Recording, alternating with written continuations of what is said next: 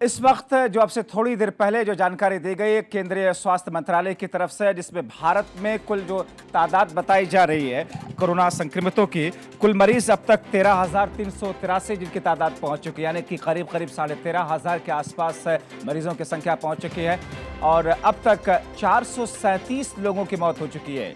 हालांकि एक ऐसी स्थिति है जहां पर इन तमाम चीजों को लेकर के अलग अलग तरह के प्रयास देखने को मिल रहे हैं, लेकिन अच्छी बात यह है कि कोरोना संक्रमित 13.5% जो मरीज हैं वो अब तक ठीक हो चुके हैं। हालांकि रफ्तार थोड़ी धीमी है, रफ्तार आगे बढ़ रही है ठीक होने वाले लोगों की, लेकिन कम से कम ऐसे में एक अच्छी बात और एक हिम्मत बांधने वाली और बढ़ाने वाली बात यह है कि करीब 14% लोग ठीक हुए हैं।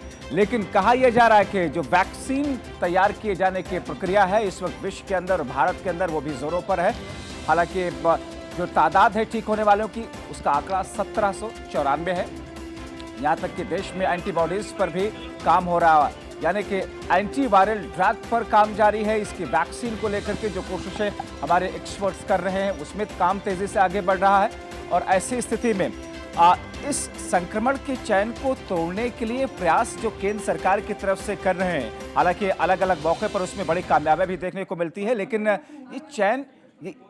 इस संक्रमण के चैन को तोड़ने के लिए जो प्रयास है आखिर उसमें कब तक पूर्ण रूप से कामयाबी मिल पाएगी, फिलहाल कुछ कह पाना केंद्र सरकार स्वास्थ्य महकमे के लिए जल्दबाजी है। लेकिन आज क्या कहा गया है आइए सुनते हैं। 13.06% पीपल वो रिकवर हुए हैं। कल तक की अगर कंफर्म संख्या देखें तो 13,387 कंफर्म केसेज आए हैं। लास्ट वन डे के अंदर 1,007 केस रिपोर्ट हुए हैं। लास्ट 24 आवर्स में 23 नई डेथ्स भी रिपोर्ट हुई हैं। हम अब तक की अगर स्थिति को देखें तो पाते हैं कि लॉकडाउन से पहले अगर हमारे देश का डबलिंग रेट ऑफ केसेस लगभग 3 दिन था, तो पिछले 7 दिनों को अगर डेटा देखते हैं तो हमारा डबलिंग रेट अब 6.2 डेज है। और मैं आप लोग की दृष्टि में लाना चाहूँगा कि 19 स्टेट्स ऐसे हैं, 19 स्टेट्स और यूनियन टेरिटरीज ऐसे हैं जहाँ पर कि डबलिंग रेट देश के एवरेज से भी कम